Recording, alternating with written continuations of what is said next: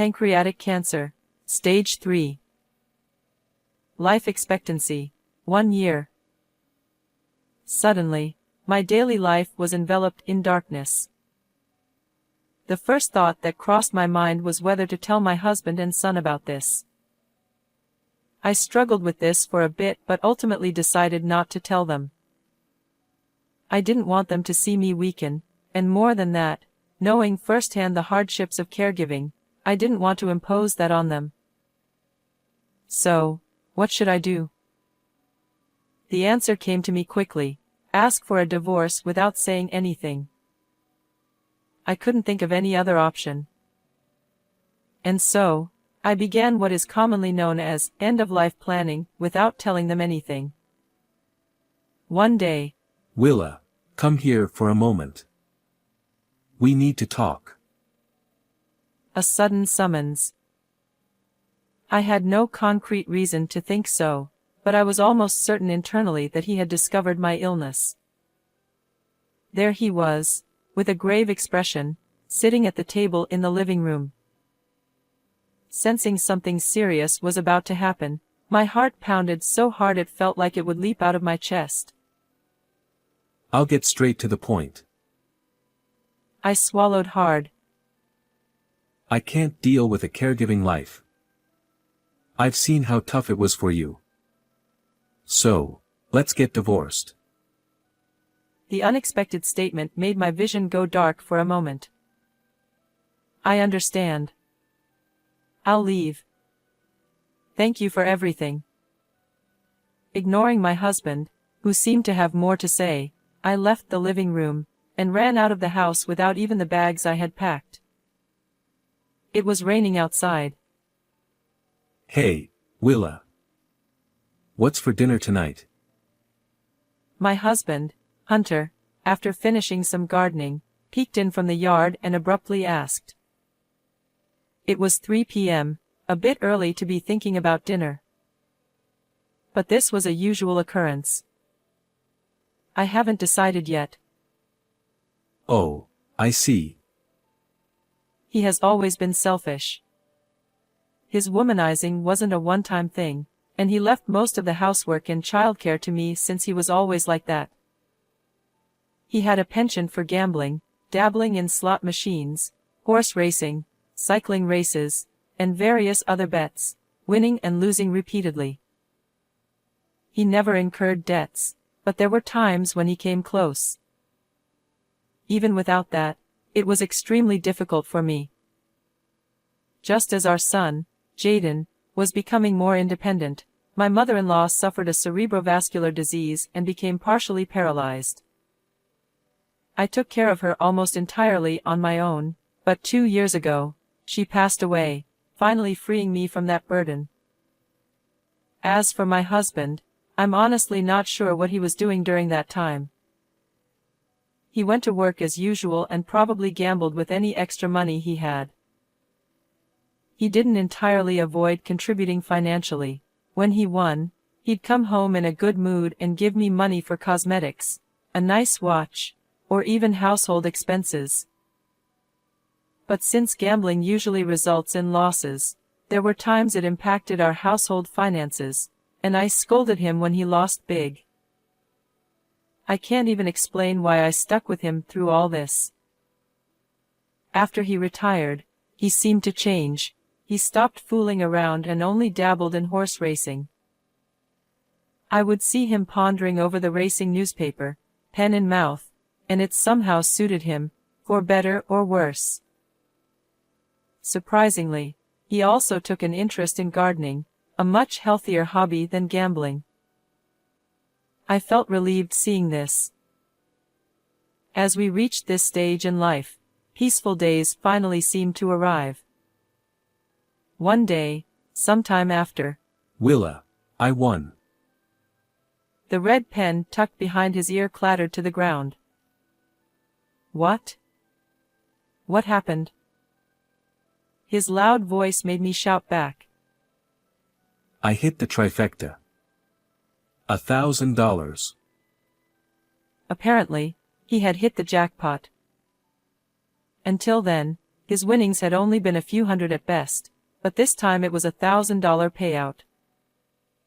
My husband was overjoyed like a child. Let's go on a trip with this. What? A few days later, he cashed out and returned home with a significant amount of money. It wasn't enough to feel secure for retirement, but it was still a substantial sum. He suggested using it for a trip, which was very much like him. When was the last time we went on a trip? When should we go? And where do you want to go? Seeing him so excited, I reminisced about our past. It wasn't always sweet, but they were good memories. Thinking back, it's a mystery why I stayed with him, but he was still my partner. There must be some unexplainable charm or something. Anywhere is fine. I don't have any specific plans. All right, I'll decide then. He deftly handled his smartphone. I never got the hang of it and could only use the basic functions, but he had mastered it. How about going abroad? At our age, that's a bit too much. Really? Okay, then domestic it is. It didn't seem like him, but I didn't mind. I was a bit happy thinking we could finally relax and enjoy some quiet time together. This trip would be a good opportunity to discuss our future. He had mellowed out, so he probably wouldn't suggest anything outrageous. A week before the trip, while preparing, I suddenly felt a strange sensation in my body. An intense pain simultaneously crushed me from both my abdomen and back. Almost at the same time, blackness crept in from the edges of my vision, quickly enveloping everything. When I regained consciousness, my son Jaden's face was in front of me. Jaden. What are you doing here? What am I doing here? You collapsed. According to him, I had passed out in the bedroom and was rushed to the hospital. I recalled that he had said he'd be coming home today. I shuddered to think what might have happened if he hadn't been there. The surroundings were noisy with several nurses bustling about. Something serious seemed to be happening. As I pondered whether I was the cause of the commotion, my mind, still foggy, couldn't form a clear answer. As I tried to gather my thoughts, a dull pain surged through my abdomen. I instinctively clutched at it. What's wrong? Are you okay? I'm fine, just a bit of pain. I tried to put on a brave face to avoid worrying my son, but the pain was real. Even if I received a diagnosis, I didn't want to tell my son or husband. I didn't want to burden them with worry or show them my weakening state. I didn't want them to go through the hardships of caregiving. With that resolve, I managed to stay conscious. After several tests, I was admitted to the hospital. I told my son I was okay and sent him home to gather my things. I told him to inform my husband it was just a checkup. All I could do was hope for the best. That night, a middle-aged male doctor in a white coat walked briskly towards me and sat down quietly. Looking at his face, I immediately sensed, something bad is about to happen. He had a very serious expression. Miss Park, please listen calmly. I thought, it's the usual phrase.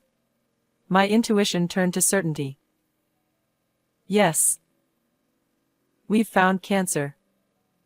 Stage 3 pancreatic cancer. It's inoperable. So this is what it means to have your vision go dark.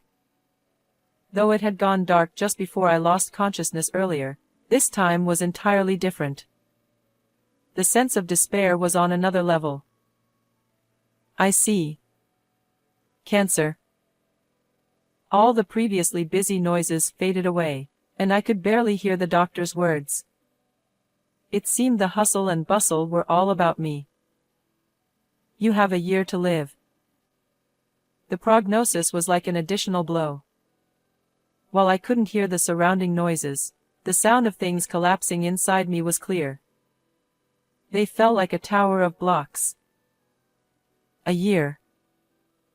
All my plans for old age, insignificant as they were now ruined. Or rather, old age itself was no longer an option. "I sympathize with your situation." What exactly could he sympathize with? Amidst the confusion and doubt, my baseless anger was directed at the doctor. "You can be admitted immediately, but you probably have things to take care of. For now, we'll manage with medication to slow the progression. Later, we'll consider the types of treatment." For now, all I could say was, "I understand."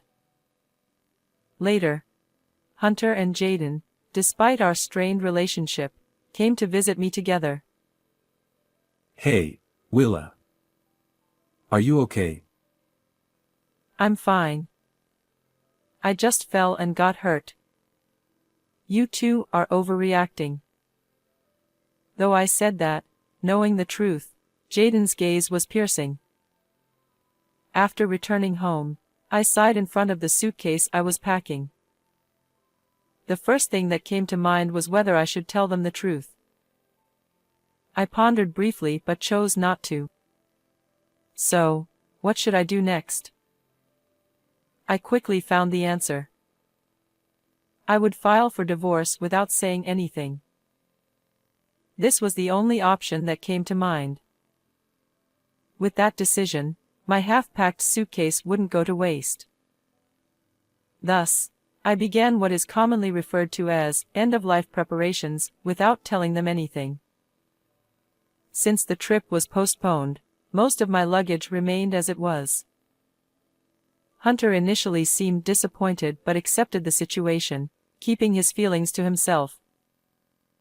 One day, as I was secretly packing to leave, Hunter appeared in the bedroom. "Willa, come here for a minute. We need to talk." A sudden call. Though I had no proof, I was almost certain inside. Could it be that my illness was discovered? Hunter sat seriously at the table in the middle of the living room. Feeling this was no ordinary situation, my heart raced as if it would leap out of my chest. "I'll get straight to the point." I swallowed nervously. "I can't handle a caregiving life.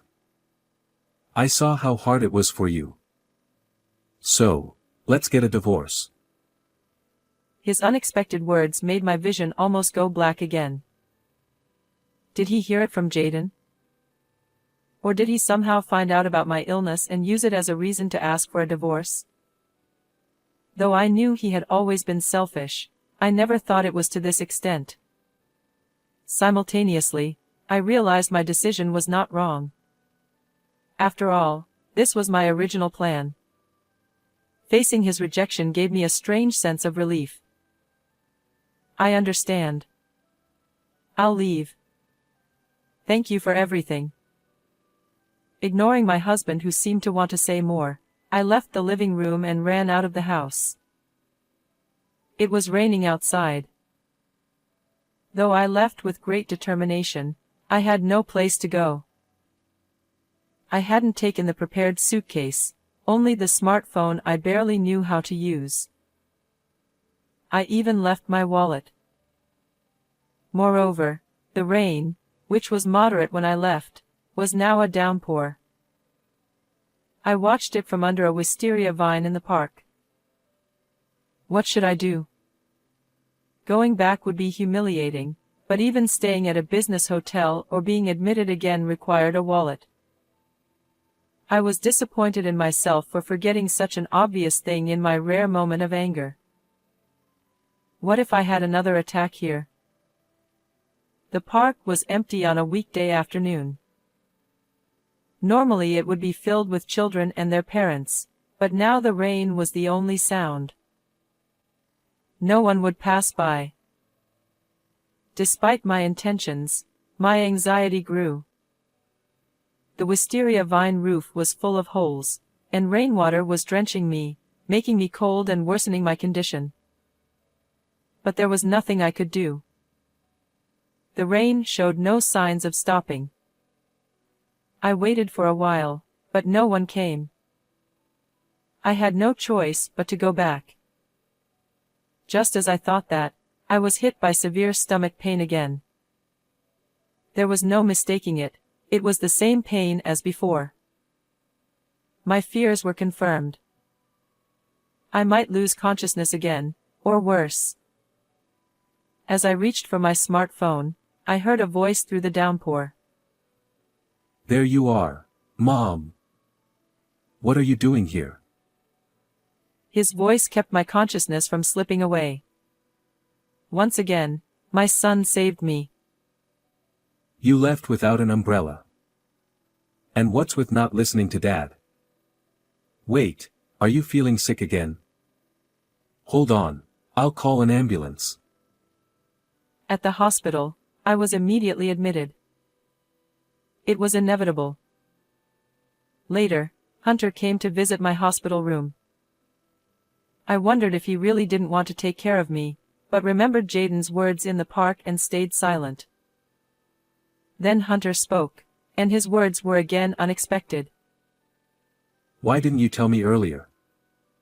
Since when? I didn't understand what he was saying and opened my mouth. You don't want to take care of me, right? Why did you come if we're getting a divorce? What? I never said that. I suppressed my rising anger. This was a hospital, not home. I shouldn't disturb other patients. Yes, you did. You said, I don't want a caregiving life. I didn't intend to burden you either, so it was convenient. Why are you suddenly saying I wouldn't take care of you? What nonsense are you talking about? I don't want your help, so go home. I'm asking why you kept it a secret. Both of us were getting heated. Despite knowing it was disruptive, I couldn't help raising my voice. We seemed to be talking past each other. What was he trying to say? Seeing this, Jaden intervened. Wait. Both of you, reveal what you're hiding. I know everything, but I won't say anything. Talk it out. Then he left. I had no idea what was happening but explained my current condition honestly and calmly. Stage 3 pancreatic cancer. I see. What about you? What are you hiding? I was told I have lung cancer. 6 months to live, maybe 10. What a shock. So what did he mean by those words earlier? You took care of my mother. I couldn't do anything. I didn't want to cause you more trouble. That's why I said I couldn't live a caregiving life. I had no idea you had cancer too. Upon hearing my husband's confession, my emotions were a tangled mess, but the first thing I thought was, this is beyond a lack of communication. If he had explained things properly, we wouldn't have ended up discussing this in the hospital room. Then, you should have said it more clearly. I am sorry. I didn't want to keep you tied down to me even at this age. So, I thought we could go on a big trip and then I'd tell you everything. I wanted you to do what you love rather than take care of me. After a pause, he continued. But I never expected you to get cancer too. What are the odds? In the end, we were thinking the same thing. Both of us were keeping our illnesses a secret, seeking self-satisfaction in our self-sacrifice. Now, I think I understand why we were drawn to each other. I was thinking the exact same thing. I'm sorry for keeping it from you. No, I should be the one apologizing. I've been nothing but trouble. If you don't mind, could we stay together a little longer? I know it's selfish, but if our time is short, I want us to do what we want together. In this situation, I couldn't find a reason to refuse. More than anything, I found the whole exchange so absurd that I couldn't help but burst out laughing. Haha. What? I'm being serious. I know. That's why it's funny, isn't it? That we were both thinking the same thing. But going abroad is a bit much. I know. That was a joke. After all, I had already been given a terminal diagnosis at that time. Even though he had won big at the races, suggesting a trip was a reflection of his thoughts about the future. It was natural that it felt unlike him. Since that rainy day, we decided to undergo palliative care, repeatedly visiting the hospital but continuing our life at home as usual. Though the attacks weren't completely under control, things were much more stable. Now, we were choosing our travel destination again. It'll have to be within the prefecture, or at least the neighboring one. While my husband deliberated, I was looking for a hospice, not a travel destination. We both agreed that we didn't want to burden our son and decided to enter a hospice together. After the trip, we would move to a new place. This trip marked the beginning of a new journey in two ways. A final one-night, 2-day trip just for the two of us. We visited famous places and took a break at a restaurant. Enjoying fresh seafood in the afternoon, we settled scores about each other. I'm sorry for all the trouble I caused when we were young. Not just when we were young. Even recently, your lack of communication nearly made me catch a cold. I said I'm sorry. And it's not just me. You were planning to leave without saying anything. That was too secretive. I knew how hard caregiving could be, so I didn't want you to do it. So, it's the same for both of us. I didn't want you to go through it twice. But thanks to Jaden, we managed to have an honest conversation and it turned out well. It's all good in the end, right? No matter what, our conversations inevitably drifted back to the recent significant events. My husband had always been reckless with gambling and selfish. When he suddenly asked for a divorce, I thought his selfishness had reached its peak. But when I looked back, it was clear that we weren't communicating properly, and it ended up causing our son trouble.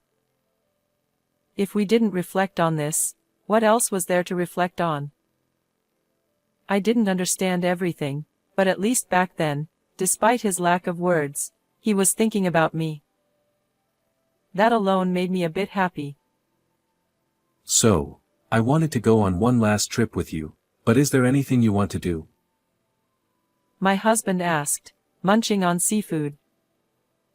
He didn't look like a terminal cancer patient at all. I took his question seriously. Horse racing. Huh? I want to try horse racing. A week before entering the hospice, we went to a nearby racecourse. Barring something unusual, this would likely be our last outing together. Are you really going to bet? Yes, I'm serious. Even so, it wasn't about winning or losing. I just wanted to experience gambling. On the other hand, I also wanted to understand why my husband found it so engaging. Which horse? Are you going to pick one yourself? My husband, with his usual serious look, had a red ballpoint pen tucked behind his ear and a folded racing paper. He was aiming to win as usual. Of course. They say beginner's luck comes from choosing a name you like, right? It's a common saying. Ha, then pick whichever you like. At this point, placing small bets wouldn't be fun, so I decided to go big and chose a trifecta. Maybe we're alike in some ways. The fanfare blared, and the crowd roared. Just feeling this excitement was worth the trip. No way. The announced numbers and their order seemed familiar. Let me see that. There was no need to check the results. You really won. The payout was a staggering $2,000, double the highest amount my husband had ever won. And so, we enjoyed our remaining days together and finally entered the hospice. It was a nice place with good facilities and attentive care.